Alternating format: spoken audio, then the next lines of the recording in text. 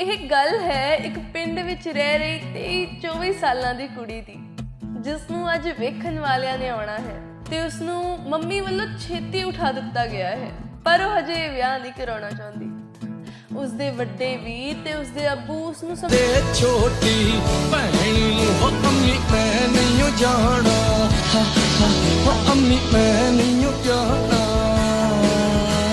ਸਰਗੀ ਦਾ ਵੇੜਾ ਵਾ ਅਰਗੀ ਦਾ ਵੇੜਾ ਵਾ ਸਰਗੀ ਦਾ ਵੇੜਾ ਵਾ ਸਰਗੀ ਦਾ ਵੇੜਾ। ਉੱਠਾ ਵਾਲੇ ਆਏ ਲੈਣ ਨੂੰ ਤੂੰ ਵਿਆਹ ਦੇ ਛੋਟੀ ਭੈਣ ਨੂੰ ਹੋ ਅੰਮੀ ਮੈਂ ਨਹੀਂ ਜਾਣਾ, ਹੋ ਅੰਮੀ ਮੈਂ ਨਹੀਂ ਜਾਣਾ।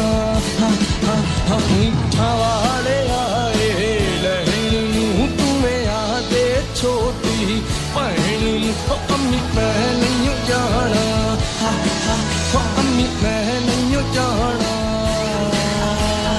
ਸਰਗੀ ਦਾ ਵੇੜਾ ਕਹਿੰਦੀ ਯੋ ਯੋ ਹਾਣੀ ਸਿੰਘਾ, ਉਹ ਕਹਿੰਦੀ ਯੋ ਯੋ ਹਾਣੀ ਸਿੰਘਾ, ਉਹ ਕਹਿੰਦੀ ਯੋ ਯੋ ਹਾਣੀ ਸਿੰਘਾ, ਯੋ ਯੋ ਹਾਣੀ ਸਿੰਘਾ।